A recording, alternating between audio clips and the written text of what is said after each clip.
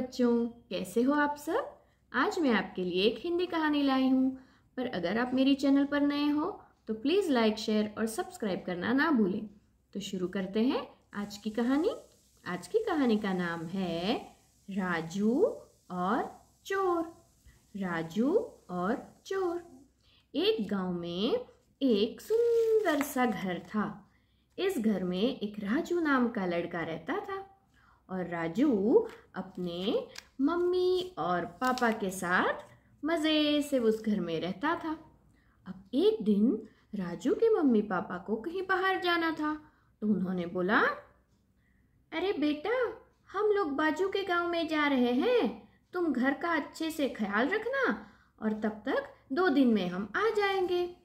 रात में भी खिड़की दरवाजे सब बंद करके सोना, ठीक है राजू? ठीक है मम्मा, लेकिन अगर मुझे कुछ मुसीबत आ गई तो राजू, आजू बाजू सब है ना, अंकल आंटी सब आ जाएंगे तुम्हारी मदद के लिए। एक आवाज़ दे देना उन लोगों को, लेकिन तुम्हें कुछ नहीं होगा, तुम सब बंद करके सो जाना, ठीक है राजू? ओके मम्मा। और फिर राजू के मम्मी पापा बाजू के गांव में चले गए। अब राजू पूरे घर में अकेला इधर उधर घूमता रहा। उसको अब कोई दोस्त चाहिए था, कोई बातें करने के लिए चाहिए था। तो उसने सोचा, क्यों ना मैं अपने पड़ोसियों को खेलने के लिए बुलाऊं।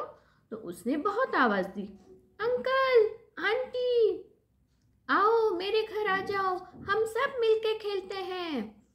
तभी बाजू वाली आंटी ने कहा, अरे नहीं बेटा, मुझे बहुत काम है, बाद में आती हूँ। ऐसे करके चली गई।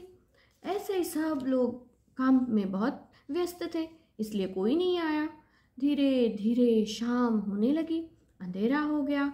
अब राजू को लगा, ये मेरे पड़ोसियाँ कोई भी नहीं आए, अगर मैं सच में मुसीबत में होता तो भी ये लोग नहीं आते, वही ना।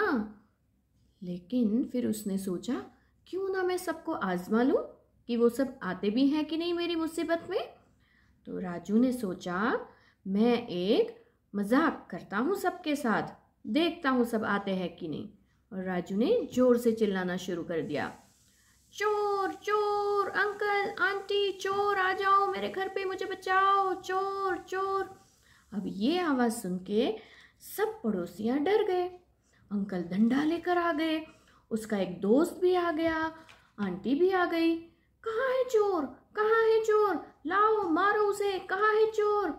सब लोग चोर को मारने आ गए और राजू हंसने लगा जोर जोर से, हा हा हा हा हा हा, यहाँ कोई चोर नहीं है, मैं तो आप सबको आजमा रहा था कि आप मुसीबत के टाइम पे मुझे मदद करोगे कि नहीं। तो ये सुनकर इन सब को बड़ा गुस्सा आया। सब नेबर्स को लगा, पड़ोसियों को लगा, ये तो गलत है।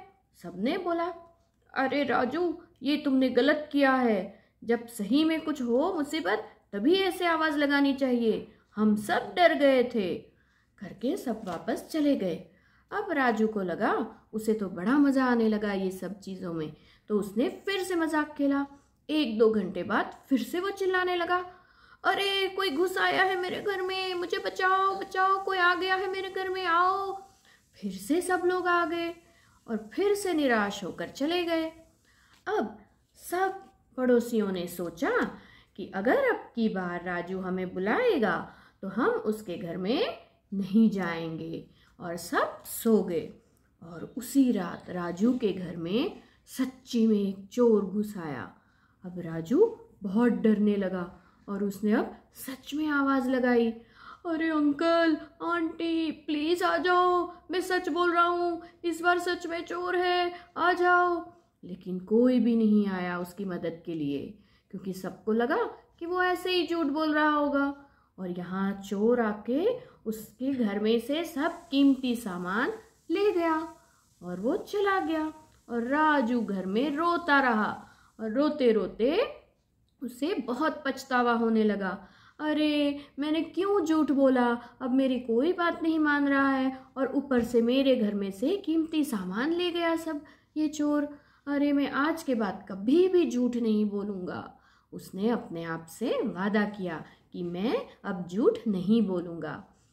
तो ये कहानी से हमें क्या सीख मिलती है बच्चों? कि झूठ का परिणाम हमेशा बुरा ही होता है। तो हमें कभी भी किसी के बारे में भी या किसी भी चीज़ के लिए झूठ नहीं बोलना चाहिए। ठीक है बच्चों, अगर आपको मेरी कहानी पसंद आई हो तो प्लीज़ लाइक, शेयर और सब्सक्राइब करना ना भूलें।